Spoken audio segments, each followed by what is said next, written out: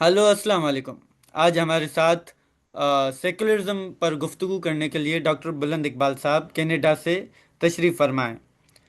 Doctor साहब, हमारे यहाँ जो सेकुलरिज्म है उसको हम्म। एथियज्म के साथ जोड़ा जाता है। आपको भी हम्म। मालूम है कि इसको किस तरह से डिस्टोर्ट किया गया है।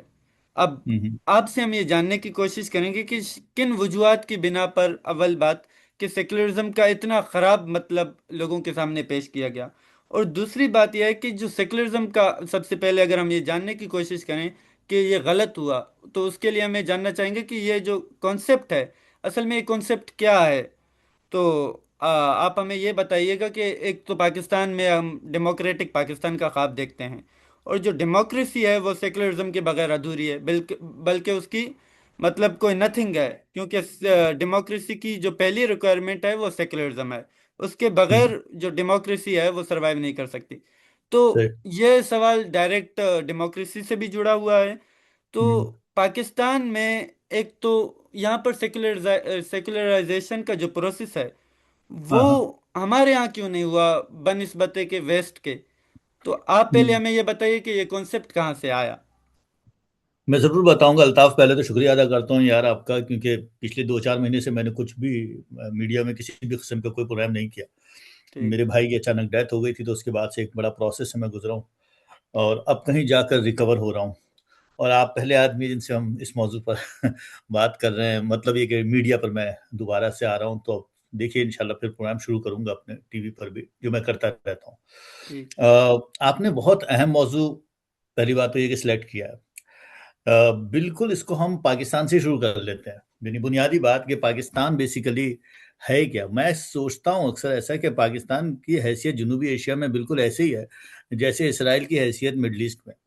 यानी 14 अगस्त 1947 में पाकिस्तान बना था, और समझिए कोई 9 महीने के बाद ही, यानी 1948 मई में इसराइल बन गया। यानी 9 महीने के अंदर ही डिलीवरी हो गई। तो अच्छा। देखिए ये भी एक अजीब कोइंसिडेंस है कि या साथ साथ ही एक दूसरे के। अब रही बात पाकिस्तान की, तो पाकिस्तान के बहुत सारे मसाइल हैं। अगर आप पाकिस्तान को फोकस करें और फिर उस हिस्ट्री से पीछे की तरफ चले जाएं और उसको ले जाकर जोड़ें सेकुलरिज्म में, या फिर आप इन जनरल पहले पाकिस्तान को देख लें एक नज़र के, पाकिस्तान की शक्ल इस वक्त क्या है।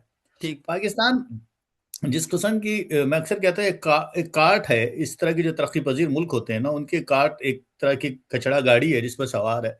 और वही क्या, दुनिया के तमाम ममालिक एक बड़े शक्ल में नजर आते हैं। लाइक एक तरफ आप देखेंगे कि साहब इकोनॉमिकल स्ट्रक्चर में फंसा हुआ है, तो दूसरी तरफ वो सोशल और रिलीजियस पोलराइजेशन में फंसा हुआ है। तो ठीक। तीसरी तरफ आप देखेंगे तो एडवांसमेंट ऑफ टेक्नोलॉजी सामने आ रही है, एक भरपूर, एक पूरा का पूरा एक चेंज है जो दूसरे मुल्कों की तरह पाकिस्तान के सामने भी आ गया है। और फिर चौथे, इन जनरल पूरी दुनिया में एक चेंज आ रहा है, वेदर का चेंज आ रहा है, एटॉमिक वॉर और ये और वो मसाइल सारे सारे आ रहे हैं।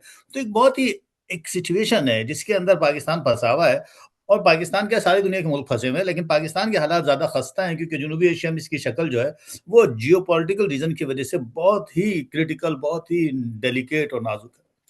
अच्छा, पाकिस्तान कि अगर हम इन जनरल शक्ल देखें तो फिर बात ग्रेजुअली बहुत पीछे चली जाती है। यानी बात तो तारीख के हवाले से अगर चले, क्योंकि मौजू इतना अहम आपने हाँ, चुना बिल्कुल। है कि ना सिर्फ जैसे कि आपने फरमाया पाकिस्तान की जो स्ट्रक्चर में पूरा एक पॉलिटिकल ग्रोथ हुई है, उसमें किस तरह से एक शक्ल नजर आती है कि एक एक एक मूवमेंट थी जो एक पर्टिकुलर डायरेक्शन में की गई। जैसे कि कभी फाउंडेशन के कभी। बाद से ही देख लीजिए, जो हम बात कर रहे थे, एक मखसूस डायरेक्शन में लेकर लाया गया। यानी बहुत सी चीजें उसके अंदर उसमें रोल प्ले किया। या तो हम इसको शुरू करें बिल्कुल ही कॉलोनियल दौर से, हाँ, बिल्कुल। या फिर अगर आप किस या फिर तरह। अगर हाँ। तो हम बिल्कुल बुनियाद से शुरू कर देते हैं। हम ऐसा करते हैं कि हिस्ट्री में चलते हैं। हाँ, आप कंसेप्ट भी बताएं, और खुसूसन जब यहाँ पर कॉलोनियल पीरियड आया तो उससे जी हाँ। पहले हम पढ़ते हैं कि जो आइडेंटिटीज थी, जैसे मुस्लिमनेस है और हिंदूनेस है, तो ये एक रिलीजियस नेशनलिज्म यहाँ पर कैसे आया।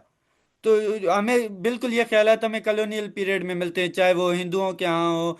हिंदुओं के भी जो रिलीजियस आइडियोलॉग थे, तो वो भी 19वीं 20वीं सदी में उभरने शुरू होते हैं, और हमारे यहाँ भी कौम का जो एक मजहबी मानों में जो एहसास है वो भी कॉलोनियल पीरियड में शुरू होता है। तो आप इसको भी देखिएगा, बिल्कुल आप शुरू ऐसा से शुरू करते हैं कीजिए। थोड़ा सा, अल्ताफ, यूं चलते हैं, थोड़ा सा चलते हैं बैकग्राउंड में। बिल्कुल, आप जैसे आपने बात शुरू की थी ना, वहीं से शुरू करते हैं, सेकुलरिज्म से ठीक। बात शुरू करते हैं कि बेसिकली सेकुलरिज्म क्या था, किस तरह से कॉन्सेप्ट डेवलप हुआ, किस तरह से हम पूरी हिस्ट्री में देखते हैं, और डेमोक्रेसी के साथ ठीक। साथ और भी स्ट्रक्चर देखते हैं। फिर ये भी देखते हैं कि वेस्टर्न जो शक्ल बनी, यानी स्टार्टिंग फ्रॉम द, हाँ, let's beginning. Start from the ancient दौर, कि ग्रीक हिस्ट्री में अगर हम देखें, बिल्कुल पीछे चले जाएं, कि भाई आखिर ये जो जिसको हम कहते हैं डेमोक्रेसी, सेकुलरिज्म का बुनियादी तारुफ क्या है। पहली बात तो ये कि आप रिलीजियस अफेयर्स को पॉलिटिकल अफेयर्स या स्टेट के अफेयर से सेपरेट करें, ठीक। इसको हम सेकुलरिज्म कहते हैं। ये कॉन्सेप्ट है बुनियादी, बिल्कुल सिंपल डेफिनेशन है ये। अब अगर इसको आप बिल्कुल चले ग्रीक हिस्ट्री में चले जाए, यूनानी दौर से पहले, और उस दौर के डेमोक्रेसी की बात करें और सेकुलरिज्म की बात करें, तो उस जमाने में सेकुलरिज्म नहीं था। उस जमाने में डेमोक्रेसी थी, लेकिन वो भी लिमिटेड डेमोक्रेसी थी। लिमिटेड में। यानी डेमोक्रेसी ऐसी थी कि उसके अंदर औरतों का और कोई तो यानी गुलामों का। जी, उनका उनका ठीक। इन्वॉल्वमेंट बिल्कुल नहीं था, उनको उनको सही। परमिशन नहीं थी। फिर टाइम आगे बढ़ा, फिर हम देखते हैं कि दौर आता है मिडिवल दौर का। मिडिवल दौर में हम दोनों चीजों को देख लेते हैं, क्विक चलते हैं, क्योंकि बहुत सारी बातें आपने एक साथ डाली हैं, तो हम हम्म। आपस में डिस्कस भी करते चले जाएंगे। मिडिवल दौर में हम अगर यूरोप में आते हैं और देखते हैं कि बाइजेंटीन स्टेट बनी थी, और फिर जो ईस्टर्न स्टेट जो थी और वेस्टर्न स्टेट जो थी वो टूट फूट गई थी। यानी हम बात कर रहे हैं सुकरातीस के बाद के दौर की, है प्लेटो की बात की, क्योंकि सुकरात के को हेमलॉक दे दिया गया, और उस जमाने में डेमोक्रेसी थी यूनान में। उस जमाने में आपको याद होगा कि 280 जो थे उनके खिलाफ पड़े थे, और 220 जो थे हाँ। वोट जो थे उनके फेवर में थे।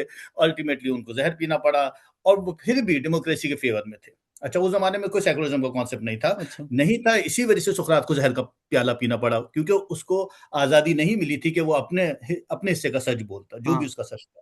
ठीक। नतीजा ये हुआ कि फिर हम देखते हैं कि साहब वो सिकंदर आजम आ जाते हैं, जो फिलिप्स के बेटे हैं, और फिर यूनान की शक्ल बदलती चली जाती है। फिर एरिस्टोक्रेट्स की पूरा दौर चलता है, फिर वो सीजर्स आ जाते हैं एक के बाद एक, और ये पूरा दौर जो 400-500 साल का है, यानी हमारे सोक्राटिस के बाद का, वो सारा का सारा एरिस्टोक्रेट्स का ही दौर नजर आता है। ठीक। वहां पर पूरी पूरी एक, अशराफिया है हमको, बस। हाँ जी, हाँ, बिल्कुल शराफिया हम्म। की हुकूमत है, और बिल्कुल एक जिसे कहते हैं ना कि फिर उसके बाद एक एक तब्दीली का, नहीं, उसके बाद भी, सॉरी, मेडिवल दौर आता है। मेडिवल दौर के अंदर पूरी की पूरी एक कैथोलिक चर्च का कंट्रोल मिलता है हमें। वो सारा दौर जो है फिलोसफिकली हम देखते हैं डिमोलिश हो जाता है। सेंट ठीक। एगस्टिन नजर आते हैं, और हमारे सेंट एक्विनास नजर आते हैं। खुदा की प्रूफ को सेंट एक्विनास अपने फिलोसफिकली अरस्तू की फिलोसफी से प्रूव कर रहे होते हैं। प्लेटो साहब नजर आते हैं, वो सेंट एगस्टिन के सिटी ऑफ गॉड का कॉन्सेप्ट देते हैं। यानी सिटी ऑफ गॉड का कॉन्सेप्ट आता है, रिपब्लिक ऑफ अच्छा। इसका कोई कॉन्सेप्ट नहीं कि आता, यानी कोई खुदा दादे पाकिस्तान। ठीक। बिल्कुल, बिल्कुल। हाँ। अच्छा, इधर इधर देख लीजिए ईस्ट में क्या चल रहा है। उस दौरान हमारे यहाँ एक बहुत कैसे गोल्डन एज आ गया है, हमारे यहाँ खिलाफत राशिदा नजर आ रही है, हमारे यहाँ हाँ। अब्बासीद नजर आ रहे हैं, सफवी लेकिन ये हमारे वो। यहाँ भी बादशाहत चल रही है, यानी ठीक। बेटे से उसका प्रोग्रेस बेटा, नहीं है। या किसी किस्म की कोई कोई प्रोग्रेस नहीं। डेमोक्रेसी नहीं है। ठीक। यही सब चल रहा है। फिर हम देखते हैं साहब, 1000 साल गुजर गए। इस 1000 साल को हम कहते हैं कि आपके यहाँ डार्क एज था, यानी आपके यहाँ सारा का सारा कैथोलिक चर्च था। डार्क एज फिलोसफिकली, और डार्क एज इन जर्नल, क्योंकि क्योंकि बहरहाल एक प्रोग्रेसिव सोच नजर नहीं आती है, डेमोक्रेसी नजर नहीं आती है, एक सोसाइटी में लिबरल एक स्ट्रक्चर नजर नहीं आता है। 15वीं सदी आ जाती है, फिर आप कहते हैं साहब रेनेसांस आ गया। अब जनाब चेंज आता है साहब, वो कैथोलिक चर्च का ब्रेकडाउन आता है, और आपको मार्टिन लूथर किंग मिलते हैं, और रिफॉर्मेशन होती है। और उसके बाद फिर बड़े बड़े लोग नजर आते हैं। यानी साइंस की दुनिया में तो आपको जाहिर बात है कि न्यूटन भी नजर आते हैं, और कॉपरनिकस भी नजर आते हैं, गैलीलियो भी नजर आते हैं। और जनाब फिलोसफी के अंदर बड़े बड़े लोग, जैसे कि पूरी एक रेशनल फिलोसफी और पूरी एक एम्पिरिकल फिलोसफी एक दूसरे के सामने, यानी जॉन लॉक भी आ रहे हैं, फ्रांसिस बैकन भी नजर आ रहे हैं, एक्सक्यूज मी, इमैनुअल कांट भी है, हेगल भी है। और एक पूरा का पूरा स्ट्रक्चर आपको नजर आता है, एक पूरी एक साख नजर आती है। हत्ता कि आप देखते हैं कि मामला इतने बढ़ जाते हैं कि यूरोप के अंदर फिर वो प्लेग फैल जाती है, और पूरा यूरोप हाँ। में लोग मर रहे हैं। और जनाब दूसरी तरफ आप देखते हैं तो वो अपने 30 साल की जंग शुरू हो जाती है बिटवीन द मजहबी जंग। European state. ठीक। हाँ, बहुत बहुत खून हम्म। बहता है, यानी ये कोई मामूली बात नहीं होती है। ये हम्म। एक बहुत बड़ा समाजी, यानी एक तरफ फिलोसफिकल लिटरेरी और स्ट्रक्चर आप देख रहे हैं कि इनकलाब आ रहा है, तो दूसरी तरफ आप ये भी देखते हैं कि हाँ, साहब सोसाइटी में इसका था। हम्म। इनकलाबात आ जाते हैं, यानी एक तरफ आपको फ्रांस का इनकलाब नजर आता है, नेपोलियन बोनापार्ट आ जाते हैं, ठीक है कि वो 1789 में आया 89। था शायद, है ना। हाँ ठीक। उसके बाद फिर वो 200 100 150 साल उसके बाद भी डिक्टेटरशिप रहती है, बादशाह चलती है, हाँ फौरन चेंज नहीं आता है नहीं फ्रांस में। बिल्कुल, औरतों के हकूक भी 20वीं सदी की बात है। जी हाँ, जी हाँ, वो हम्म, एक बड़ी अच्छा, यही बात फिर आपको अमेरिका में नजर आती है, यानी अमेरिका में भी 1801 से 76। 1817 के दरमियान, जब आपको वो है ना जेम्स मेडिसन और क्या नाम था उनका, जो अमेरिकन सदर थे, वो ओ नजर आते हैं, जो ठीक। जो डेमोक्रेसी को और सेकुलरिज्म को स्पेशली इंट्रोड्यूस करते हैं। हाँ और वो भी थॉमस क्या जेफरसन। हुआ था कि 1512 में जब बर्तानिया में जो डिक्लेरेशन साइन हुआ था, मैग्ना कार्टा, मैग्ना कार्टा। जी उसको शामिल कर लेते हैं। ऐसे कुछ हुआ था ना। ठीक। थॉमस जेफरसन नाम याद आ गया मुझे, हाँ जो प्रेसिडेंट थे अमेरिका के, 1800, जी हाँ, ये तकरीबन 1871 और हाँ 1817 के दरमियान की बात है। तो उस दरमियान में थॉमस जेफरसन की वजह से आपके यहाँ डेमोक्रेसी का और हाँ सेकुलरिज्म का कॉन्सेप्ट आता है। अच्छा उधर, अच्छा उसके बाद भी कुछ बात आगे नहीं बढ़ती है, वो भी कोई तकरीबन 100 साल के बाद फिर आपको हमारे इब्राहिम लिंकन मिलते हैं, जब वो साउदर्न और वेस्टर्न स्टेट्स के दरमियान वो कानून की एक मूवमेंट नजर आती है और एक हाँ। लिबरेशन फाइट चलती है अमेरिका में, तो कहीं जाके डेमोक्रेसी के उनकी वो बाकायदा इब्राहिम लिंकन की डेफिनेशन आती है ना जहाँ थॉमस कि जेफरसन का भी, मेरे मेरे हाँ, अकीदे से मेरे पड़ोसी की टांग नहीं टूटती। हाँ, तो उनका मशहूर हाँ, आम मकूला है जिसे हम समझने से हाँ, कासिर हैं। हाँ, हाँ बिल्कुल, बहुत अच्छी बात की हाँ आपने। अच्छा वो नजर आता है फिर, जब बर्तानिया में भी उसी दौर को अगर थोड़ा सा बर्तानिया में देख लें, तो बर्तानिया में भी तकरीबन मेरा ख्याल है 1891 में जो है जॉर्ज जैकब हेलॉक कुछ नाम था उन साहब का, एक बड़े फिलोसफर थे, हाँ उन्होंने जॉन लॉक। सेकुलरिज्म को डिफाइन किया बर्तानिया के उसमें, और उसके बाद कहीं जाके फिर बर्तानिया, यानी ये सारा प्रोसेस आपको 300 से 400 साल का नजर आता है। अच्छा अच्छा बाद में फिर यूरोप। इधर तुर्की में भी देख लीजिए, अतातुर्क हाँ साहब जब आते हैं 1923 में, तो वो भी डेमोक्रेसी को और वो भी सेकुलरिज्म को प्योरली मुस्लिम स्टेट के अंदर इंट्रोड्यूस कराते हैं। उसके बाद फिर मिस्र का नंबर आता है, उसके बाद फिर गांधी जी का नंबर आता है हाँ हिंदुस्तान का, और फिर गांधी जी बात करते हैं और नेहरू बात करते हैं सेकुलरिज्म की। अब आ जाइए अपने पाकिस्तान पर। अब ठीक। यहां से हमारे यहाँ। थोड़ा सा देखिए कि क्या मसला होता है। अच्छा एक और बात जो आपने बड़ी प्यारी कही थी ना, मुझे बहुत अच्छी लगी थी अल्ताफ, आपने कहा कि कॉलोनिज्म वाली बात, कि देखिए जरा अजीब बात हुई कि इस पूरे 300 400 साल में जो तब्दीली आई, फिलोसफिकल चेंज आया, इंडिविजुअलिज्म का कॉन्सेप्ट आया, हाँ फ्रीडम ऑफ स्पीच का कॉन्सेप्ट आया, हाँ सारा वेस्ट बखौल कैसे एक, लेकिन साथ ही साथ क्या हुआ, साथ ही साथ जनाब कॉलोनिज्म आया, और वही साउथ एशियन स्टेट और अफ्रीकन स्टेट जब हमारे स्पेनिश और बरतानवी कंट्रोल में आती है, तो वहां हाँ। पर इंडिविजुअलिज्म नहीं आया, वहां पर वही रिलीजियस, कम्युनलिज्म आया। जी, हाँ ये हाँ। बात बड़ी इंपॉर्टेंट वरना है, यानी हमारे हमारे यहाँ भक्ति मूवमेंट भी एक थी कि किस तरह से को एग्जिस्टेंस सोसाइटी में हो। तो वो हाँ, सारा का सारा अचानक यहाँ पर एक रिलीजियस नेशनलिज्म को बढ़ावा मिलता है। वरना मैं एक इंटरव्यू सुन रहा था, एक साहब हैं जिन्होंने अलीगढ़ से फर्स्ट जनरेशन नामी किताब लिखी है, नेम जहन में नहीं यार। तो वो कहते हैं कि कोई 19th सेंचुरी में जब ये सेंसस हुआ था 1872 का, तो उसमें किसी साहब को, गुड़गांव इंडिया का इलाका, उसमें किसी गुज्जर आदमी से पूछा जाता कि आप मुसलमान हैं कि हिंदू। अब देखिए हाँ, कि आइडेंटिटी का सवाल उनके सामने जब रखा जाता है तो वो कहते हैं कि रोजे तो मैं किसी के नहीं रखता, अलबत्ता जश्न दोनों के मनाता हूँ। तो उन साहब का वो या जवाब था, किसी देहाती से पूछा जाता है। तो या हमारे यहाँ ये अचानक से जब आइडेंटिटी का सवाल आता है तो वो रिलीजन के साथ नथी होकर आता है। तो ये भी एक बुनियादी सवाल हाँ, है। हाँ। अच्छा थोड़ा सी देर इंडिया का भी देख लीजिए क्या हुआ, और फिर पाकिस्तान में, क्योंकि हम पाकिस्तान को बोलते हैं कि साहब देखिए पाकिस्तान में क्या हुआ था, हम फिर वो मोहम्मद अली जिन्ना से बात शुरू कर लेंगे, थोड़ा सा हाँ देख लेंगे बिल्कुल। कि ठीक है। मोहम्मद अली जिन्ना साहब की जो थ्योरी आई, वो भी जो दो कौमी नजरिया आया उसके अंदर भी जो, और फिर क्या वजह थी भैया 300 400 साल तक जब तक आप मुगल थे और सब गौरी थे, हाँ उस वक्त कोई तक नहीं तो आए। हिंदू मुसलमान साथ साथ थे। उस वक्त तक जब तक आप हुकूमत कर रहे थे, तो उस वक्त कोई सेपरेशन नजर नहीं आ रही थी आपको, ना कल्चर की, ना जबान की, ना तहजीब की, किसी भी चीज, कल्चर, कोई बिल्कुल। मजहब का कोई फर्क कोई। ही नहीं था, हम हाँ एक थाली में खाना खाते थे। हाँ? लेकिन उसके फौरन बाद क्या हुआ, उसके फौरन बाद जनाब वाले मूवमेंट आ गई, तो क्यों आई, उसके पॉलिटिकल रीजन थे ना, उसके पॉलिटिकल रीजन थे, क्योंकि ब्रिटिश देख रहे थे कि फर्स्ट वर्ल्ड वार हाँ हो गई है, सेकंड वर्ल्ड वार हो गई, सेकंड वर्ल्ड वार के बाद ठीक है इत्तेहादी जो है वो हिटलर के और जापान के और इटली के खिलाफ लड़ रहे थे, मगर उनको पता था कि एक बहुत बड़ी पावर सोशलिज्म के फॉर्म में आ रही है, क्योंकि 1917 के इनकलाब आ गया था रशिया में ना। बफर तो स्टेट से। जी हाँ, हम्म। 1939 और 45 के दरमियान जब सेकेंड वर्ल्ड वॉर हो गई, तो अमेरिका की समझ में आ रहा था कि एक बहुत बड़ी ताकत सोवियत यूनियन की शक्ल में और चाइना की शक्ल में और साउथ एशिया में एक बहुत बड़ा एक स्टेट डेवलप हो रही है। तो इनको रोकने के लिए हिंदुस्तान को काट दिया गया, कि की तरह एक पीस निकाला गया, और उसमें फिर ये एक डेवलपमेंट हो गई, जिसको हम पाकिस्तान कहते हैं। और फिर एक रिलीजन का कॉन्सेप्ट दिया गया, और फिर वही बात कि अभी जो हम कर रहे थे कि दो कौमी नजरिए वाली बात, कि साहब वो मोहम्मद अली जिन्ना साहब जो हैं वो अब उसको देख लेते हैं, या तो थोड़ा सा देख लेते हैं, या फिर ये है तो बड़ी जरा क्रिटिकल हाँ। सी बात, मगर इम्पोर्टेंट है नहीं, क्योंकि हमारे कौमी शायर हैं इकबाल, उनका भी एक मशहूर आम मिसरा है, पूरे शेर तो मुझे याद नहीं, शायद याद आ जाए कि जुदा हो दीन सियासत से तो आ जाती है चंगेजी। हाँ तो हाँ हाँ हम हाँ, हाँ, बिल्कुल। तो हमारे यहाँ खुसूसन 1949 में अगर हम मजहबी सियासत को देखें तो ऑब्जेक्टिव रेजोल्यूशन आता है, तो जिसमें ये कहा, ऑब्जेक्टिव रेजोल्यूशन में ये कहा जाता है कि जो अथॉरिटी है वो गॉड अलमाइटी अलोन के पास है।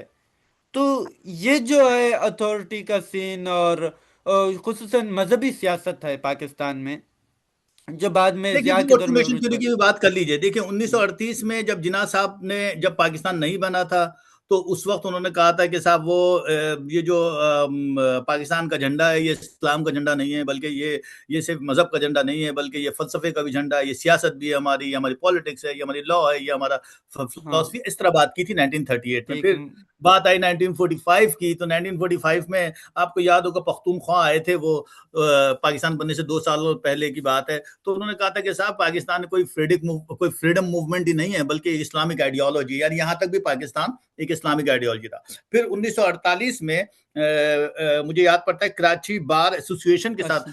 हाँ, कोई स्पीच दे रहे थे, कोई तो उस वक्त कानून उन्होंने नहीं, कहा कि हाँ। साहब, हाँ, उस हाँ, वक्त उन्होंने इस्लाम कहा कि हमारा साहब, कानून। हाँ, हाँ। इस्लाम के हवाले से, कि इस्लाम हाँ। जो है वो उसके पास, और उन्होंने कहा कि लोग कंफ्यूज क्यों है भाई। उनको ये बात समझनी चाहिए हाँ। कि इस्लाम के पास 1400 साल से सारे रूल रेगुलेशन मौजूद है, शरिया लॉ इम्प्लीमेंटेबल है। अच्छा, वही मौलाना मुदोदी जो तहरीके पाकिस्तान के खिलाफ थे, अभी उन्हीं की आइडियोलॉजी उसी पाकिस्तान में। और जिना साहब, हाँ मौलाना मौदूदी बिल्कुल। खिलाफ थे, हाँ बिल्कुल। अब्दुल कलाम आजाद खिलाफ थे, उबैदुल्ला सिंधी खिलाफ थे, खान अब्दुल गफ्फार खान खिलाफ थे। ये सब ऑर्गेनिक लीडर्स थे, हाँ उन्होंने बिल्कुल। बात की थी। आप उनको कुछ भी कहें कि कांग्रेस का वो था, पिट्ठू शोमैन वगैरह, है हाँ। ये, जो भी बातें कॉटन बनाया। कोट, हाँ। हाँ, मगर वो ऑर्गेनिक लीडर्स थे, उस पर हम अभी बात कर लेते हैं एंटोनियो ग्रामची की थ्योरी की।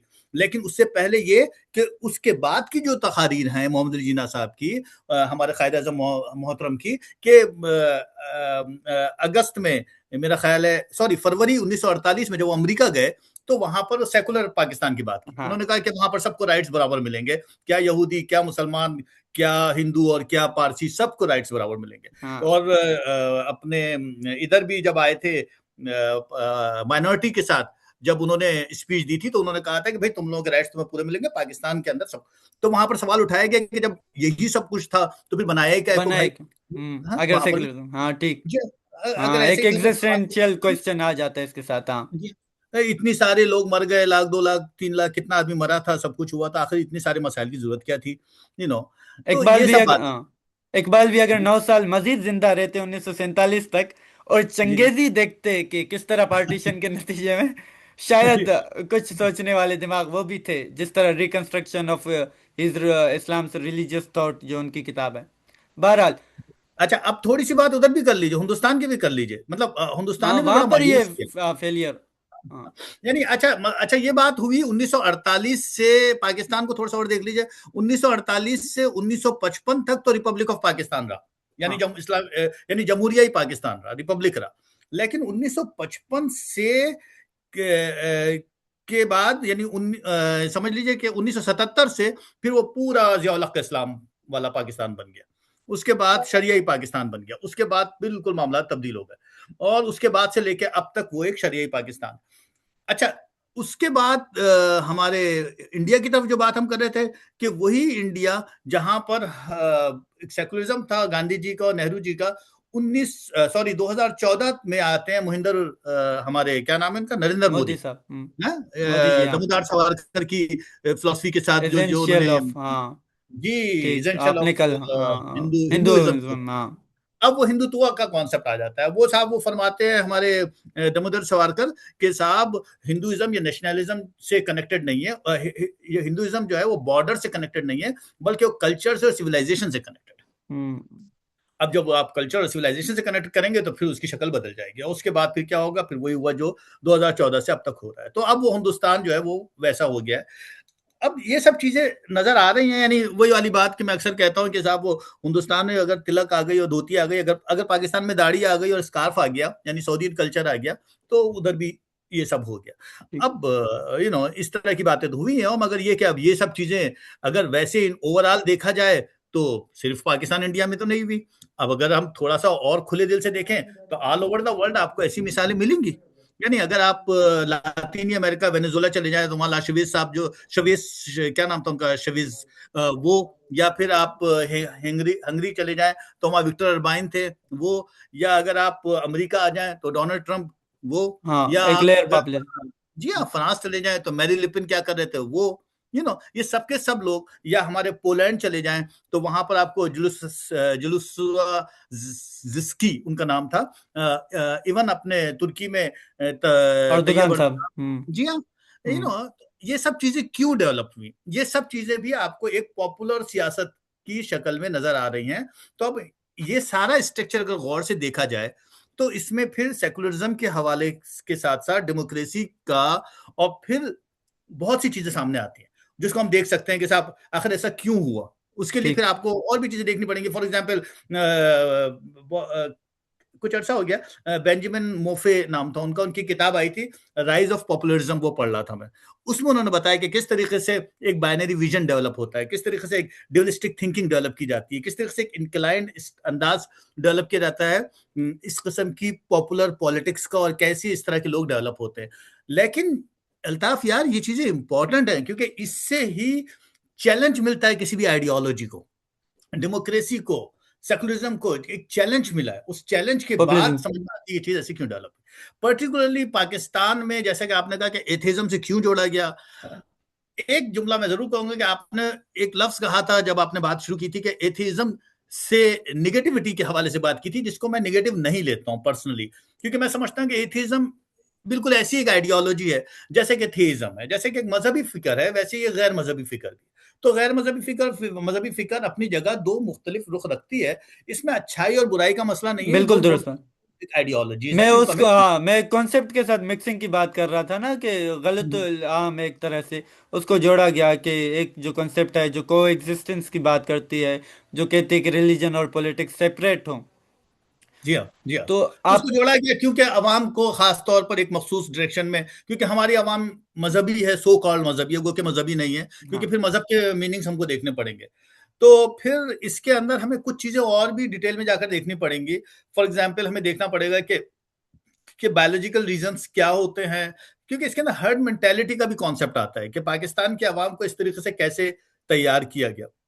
एंटोनियो ग्राम्ची की जो थ्योरी है हेजिमनी के हवाले से, उसको भी एक नजर देखना पड़ेगी, डालनी पड़ेगी कि ऐसा क्यों डेवलप हुआ मामला और इस डायरेक्शन में ही क्यों रखा गया।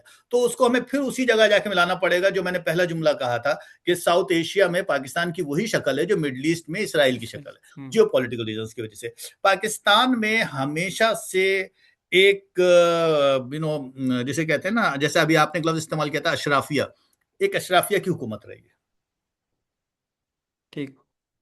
अब वो अशराफिया में कौन लोग हैं? ऑफ कोर्स पाकिस्तानी आर्मी है, यानी फौज है, पाकिस्तानी ब्यूरोक्रेसी है, पाकिस्तानी पॉलिटिकल इदारे हैं जो जो बिल्कुल जो जो पिछले 77-78 साल से हुकूमत कर रहे हैं। पाकिस्तान की एक अदलिया है जिसके सुप्रीम जजेस हैं। ये सारा का सारा ग्रुप कहलाता है जो नेशनल एक स्टैब्लिशमेंट बनाते हैं। और दूसरी तरफ पाकिस्तान की अवाम है जो पॉलिटिकली इग्नोरेंट है, जिनकी पॉलिटिकल इंसाइट डेवलप ही नहीं की गई, जिनको मजहबी, जिनको नस्ली, जिनको लिसानी ग्रुपों में तकसीम किया गया है या होवे हुए हैं वो ऑलरेडी। और उस तकसीम से, यानी मजहबी तकसीम में तो जाता है वो अहमदी भी हैं, और फिर वो शिया भी हैं, फिर वो सुन्नी भी हैं, फिर देवबंदी भी हैं, फिर बेलवी भी हैं। वो सारे ग्रुप्स हैं, वो आपस में एक दूसरे से लड़ते रहते हैं। उस सारे झगड़े को मेंटेन रखने के लिए, अवाम को इस फॉर्म में रखने के लिए गुर्बत है, तबकाती डिवीजन है, क्लासेस के डिवीजन है, इस तमाम चीज़ों को मेंटेन करने के लिए जो हमारी एक कंट्रोलिंग, एक डोमिनेटिंग क्लास है, जो अशराफी की क्लास है, वो उसको एक मखसूस डायरेक्शन में धकेलती है। अब आप कहेंगे मुझसे कि पाकिस्तान में क्यों? तो मेरे दोस्त अल्ताफ, ये मामला सिर्फ पाकिस्तान का नहीं है। मैं फिर वही बात कहूंगा कि हमें सोचते बिगर वक्त इस बात, कॉन्टेक्स्ट। जी, ये जनरली पूरी दुनिया में, यानी अगर आप दुनिया की हिस्ट्री उठाकर देखेंगे तो मुझे याद आ रही है किताब, क्या नाम है उसका, सिविलाइजेशन, डिसकंटेंट ऑफ सिविलाइजेशन, हाँ, फ्राइड की। है ना, फ्राइड की। गुड हम्म। यार, आपका मुताला बड़ा अच्छा है। फ्राइड की किताब थी, सिगमंड फ्राइड की किताब थी मेरा हम्म। ख्याल है।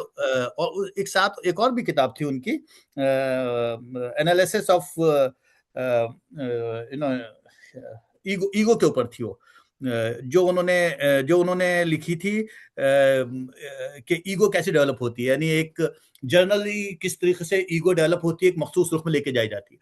तो ये किताबें अनफॉर्चुनेटली पाकिस्तान में तो नहीं पढ़ाई जाती, जो पढ़ाई जानी चाहिए।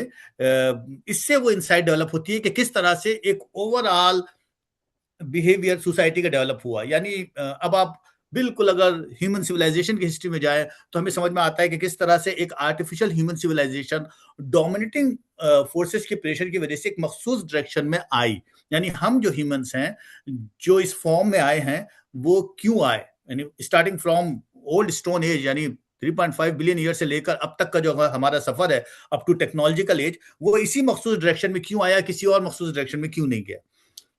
इसके अंदर खाली जेनेटिक ड्रिफ्ट ही नहीं आया, यानी इसके अंदर खाली रिचर्ड डॉकिंस की जो सेल्फिश जीन थी उसी की वजह से नहीं हुआ। वो जो एक बिहेवियर पूल डेवलप हुआ, वो सिर्फ और सिर्फ जेनेटिकली डेवलप नहीं हुआ, बल्कि वो एक पॉलिटिकल और सोशल रीजंस की वजह से भी।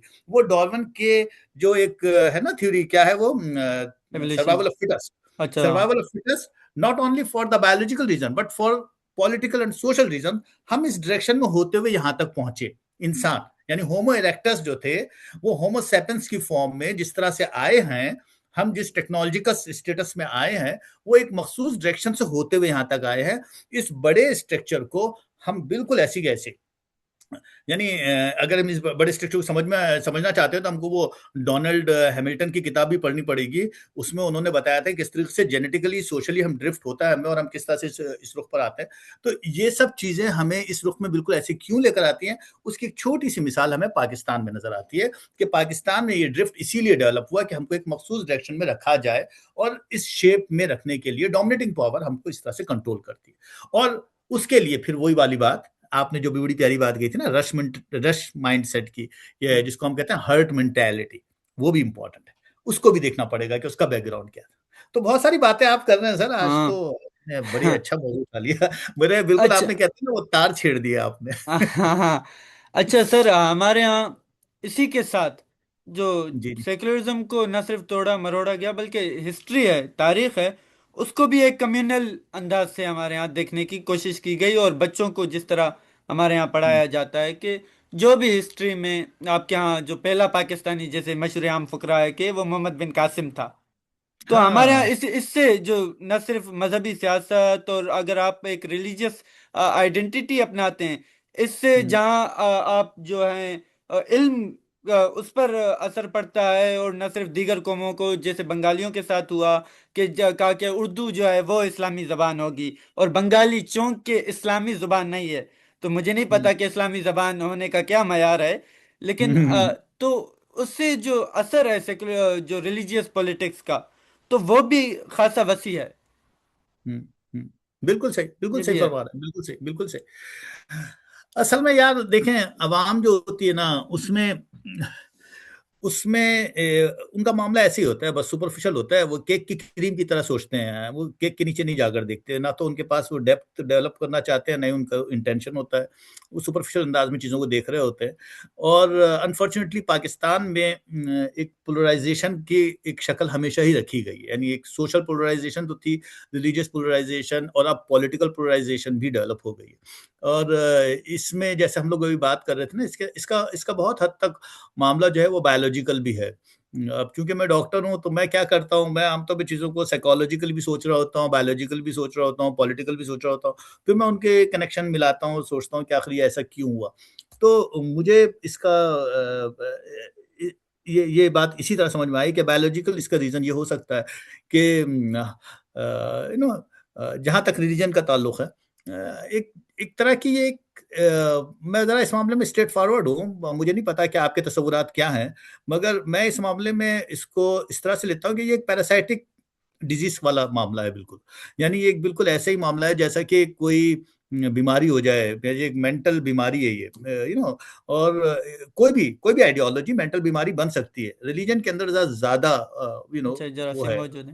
ज़्यादा जरासीम मौजूद है। उसकी वजह क्या है? उसकी वजह ये है कि उसके अंदर जो साइकोलॉजिकल पूल यूज़ किए गए हैं, जो रूट्स यूज़ किए गए हैं, यानी गिल्ट और जो ग्रीट है, यानी जन्नत और दोज़ख का जो कॉन्सेप्ट है, वो स्ट्रक्चर यूज़ हुआ है, तो वो बड़ा स्ट्रांगली एडहेसिव और बहुत ही ज़्यादा अट्रैक्टिव है, और बहुत ही ज़्यादा पैथोलॉजिकल है, और बहुत ही ज़्यादा, यानी उसके अंदर बहुत सारी चीज़ें हैं जो इंसानी साइकोलॉजी पर डायरेक्टली अटैक करती हैं। और फिर ज़ाहिर बात है उसके एग्जिस्टेंशनल जो मसाइल हैं कि वो कहाँ से आया और कहाँ जाएगा, उसको साइकोलॉजिकली सैटिस्फाई भी करते हैं। और फिर दूसरी तरफ वो ये भी करते हैं कि एक अखलाकियात का निज़ाम भी दे देते हैं, गो कि अखलाकी निज़ाम कभी कामयाब नहीं हुआ।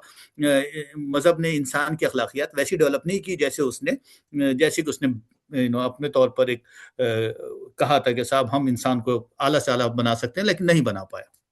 बहरहाल अब ये एक अलग बहस है। तो कहने का मतलब ये कि ये पैरासाइट जो होता है, ये मेंटल पैरासाइट जिसको मैं पर्टिकुलरली कहता हूँ, ये इंसान का जो बिहेवियर पूल है उस पर जाता है, और वहाँ जाकर इसकी बिल्कुल वैसे ही, जैसे कि आपने देखा वो कंप्यूटर में कभी-कभी ट्रायगन वायरस आ जाता था, और वो मल्टीप्लाई होता है, और ट्रायगन वायरस जो होता है पूरे कंप्यूटर को करप्ट कर देता है। आपकी कॉपीज़ निकाल-निकाल कर उसके वर्जन्स बनाता है, उसके वेरिएबल्स बनाता है, दुनिया भर के कंप्यूटर में भेजना शुरू कर देता है। तो वो बिल्कुल ऐसा ही ये कल्चर वायरस भी होता है। ये इंसान के बिहेवियर पूल में चला जाता है, और वहाँ जाकर ये कॉपीज़ बनाता है, और इंडिविजुअल से निकलकर ये कम्युनिटी में शामिल होता है और स्प्रेड करता चला जाता है। और अपने सर्वाइवल के लिए, यानी इसके अंदर भी सर्वाइवल ऑफ फिटेस्ट का कॉन्सेप्ट होता है कि वो साइंटिफिक या फिर जो भी रेशनल थॉट्स हैं, उसको रिजेक्ट करता है। क्योंकि उसको पता है कि अगर रेशनल थॉट आएगा या अगर कोई साइंटिफिक थॉट आएगा, तो उसकी एग्जिस्टेंस का प्रॉब्लम आ जाएगा, क्योंकि उसका एग्जिस्टेंस वो कॉन्सेप्ट जो है, वो फेथ बेस्ड है, वो रेशनल बेस्ड नहीं। तो वो क्या करता है, वो उसको रिजेक्ट करता है अपने सर्वाइवल के लिए। तो यूं ये वायरस जो है डेवलप होता है। इसी को हमारे रिचर्ड डॉकिन ने अपनी सेल्फिश जीन वाली किताब में मीम कहा था, कि ये कल्चर मीम है जो डेवलप हो जाती है और ये यूं स्प्रेड कर जाती है। अच्छा, अब ये इतना स्ट्रॉन्ग वायरस होता है कि ये एक बार अगर ब्रेन में, अच्छा इसके और बायोलॉजिकल रीजन भी है, शायद आपका चूंकि बायोलॉजी का और मेडिसिन का बैकग्राउंड ना हो, मैंने इसको और तरीके से भी सोचा, तो मुझे समझ में आया कि ह्यूमन बायोलॉजिकल ब्रेन, जो सेरेब्रल कॉर्टेक्स है, जो हमारा फ्रंटल ब्रेन है, उसकी थिकनेस और थिननेस पे डिपेंड करता है। इस पर भी एक किताब आई थी, मुझे अभी नाम याद आ जाएगा। उसमें ये लिखा हुआ था कि जो ब्रेन का साइज है, यानी सेरेब्रल हेमिस्फीयर जो है, जो हमारा फ्रंटल ब्रेन है, वो अगर थिन है, या फिर हमारा डोपामीन एक न्यूरोट्रांसमीटर होता है, उसका रिलीज अगर कम हो, तो आदमी जो है वो सर्वाइव करता है। फॉर एग्जाम्पल, ये ऐसी बात है कि आपने देखा होगा बहुत सारे परिंदे उड़ रहे हैं। अब ये परिंदे देखा जाए तो लगता है कि एक आम आदमी कहता है देखिए कितना इत्तेहाद है, इत्तेहाद में बरकत है। एक्चुअली वो इत्तेहाद नहीं होता है, वो असल में एक दूसरे के साथ फिजिकली कांटेक्ट में होते हैं, मेंटली कांटेक्ट में नहीं होते हैं। तो ये एक हर्ड मेंटेलिटी ऐसी ही होती है इंसानों की भी, कि वो एक दूसरे के साथ, उनका सीना, जिस्म, हाथ पांव तो जुड़े हुए होते हैं, दिमाग जुड़ा हुआ नहीं होता है। जहां रश जा रहा होता है वहां सब जा रहे होते हैं। तो होता यह है कि आपका डोपामीन जो होता है, वो रिलीज होता रहता है ज्यादा मिकदार में। तो आप समझते हैं कि आप, डोपामिन लाइफ सेविंग न्यूरोट्रांसमीटर होता है, वो आपको बचा रहा है। तो आप अगर एक रश में हैं, फर्ज करें आगे आग लग गई है, आप भाग रहे हैं, तो वहां पर समझ रहे हैं कि हाँ भाई मैं भागूंगा, क्योंकि डोपामिन रिलीज हो रहा है आपके ब्रेन में, आपका सेरेब्रल कॉर्टेक्स आपको मैसेज दे रहा है कि आप बचे हैं यहाँ से, रश से। अब उस रश में एक आदमी ऐसा है आप जैसा, जो कहता है नहीं यार कुछ गड़बड़ है, वहां पर आग नहीं लगी हुई है, वहां पर एक धोखा चल रहा है, इल्यूजन है वहां पर। तो आपका न्यूरोट्रांसमीटर औरों के मुकाबले में कम रिलीज होगा, ज्यादा नहीं, कम रिलीज होगा, जो आपको बताएगा कि गड़बड़ है, आपको अपना डायरेक्शन चेंज करना चाहिए, दूसरे रास्ते से निकलना चाहिए, वहां पर और प्रॉब्लम है। ये जो माइंडसेट होता है उसको हम कहते हैं, अच्छा उस आपका ब्रेन जो होगा वो थिन होगा उनके मुकाबले में, जो थिक ब्रेन वाले हैं, वो कहते हैं मोटी अकल के लोग हैं, वो मोटी अकल हाँ। के लोग हैं, आप पतली अकल के आदमी, यानी आप ज्यादा सोचने वाले रेशनलिस्ट हैं। तो नतीजा ये होगा कि आप देख, तो ये इसका एक बायोलॉजिकल रीजन है कि ऐसे माइंड जिनकी बाजाबता न्यूरोट्रांसमीटर्स की स्टडी की गई, जिनके बाजाबता स्कैन्स किए गए, पेट स्कैन किए गए, तो उनका पता चला कि उनके ब्रेन में डिफरेंसेस थे। ऐसे ब्रेन जो ज्यादा सोचते हैं, ज्यादा रेशनलिस्ट होते हैं, ज्यादा ऑब्जेक्टिव होते हैं, ज्यादा जिसे कहते हैं ना कि विजडम होती है उनमें, और ज्यादा वो नॉन बायास होते हैं, और ज्यादा उनका दिमाग की साख्त अलग होती है, वो कम होते हैं, उनके न्यूरोट्रांसमीटर्स अलग नौयत की उनकी क्वांटिटी होती है, उनके ट्रांसमीटर्स की रिलीज अलग होती है। तो उसके ऊपर बाजाबता स्टडीज हुई हैं। ये जो हर्ड मेंटेलिटी होती है ना, इसके बायोलॉजिकल रीजन है, इसी तरह इसके सोशल रीजन है, इसी तरह इसके पॉलिटिकल रीजन है। पॉलिटिकल रीजन तो आपने देखा किस तरह से इंटरनेशनल स्टैब्लिशमेंट नेशनल स्टैब्लिशमेंट को कंट्रोल करती है under develop countries like Pakistan, जो कि साउथ एशिया में है, जिसके जरिए से उनको साउथ एशिया को जियो पॉलिटिकली कंट्रोल करना है। तो उनको ऐसी आवाम चाहिए जो आवाम हमारी है, जिनको हर्ड मेंटेलिटी के जरिए से कंट्रोल किया जा सके, जिनके अंदर पॉलिटिकल इंसाइट ना रखी जाए, जिनको लिंग्विस्टिक बुनियादों के ऊपर, जिनको रिलीजियस बुनियादों के ऊपर, जिनको आइडियोलॉजिकल बुनियादों के ऊपर डिवाइड किया जाए, जिनको रिलीजन को घोल कर पिलाया जाए, क्योंकि उसके अंदर आप डिवीजन को यूज कर रहे हैं, 100 तरह की चीजें हैं। अच्छा। इन चीजों को इस्तेमाल करते हुए ऐसी कौमें तैयार की जाती है, जैसे कि पाकिस्तान तैयार हुआ और पाकिस्तान को यूटिलाइज किया जा रहा है। तो आप ऐसी आवाम से क्या एक्सपेक्ट करेंगे? आप यही एक्सपेक्ट करेंगे जिस पर के ऊपर आप में और परेशान है कि यार ऐसा क्यों सोचते हैं पाकिस्तान, इसलिए सर सोचते हैं क्योंकि जी फरमाइए। सर सॉरी, मैं बोलता चला जाऊंगा नहीं भाई। नहीं नहीं, बिल्कुल आपको आप काफी सॉरी, मैं दिलचस्प बोलते रियली हैं। सॉरी, मैं मुस्तकिल बोल रहा हूँ। आपका दिमाग और काफी आपकी जो कन्वर्जेशनल जो स्पीड है वो काफी जबरदस्त है।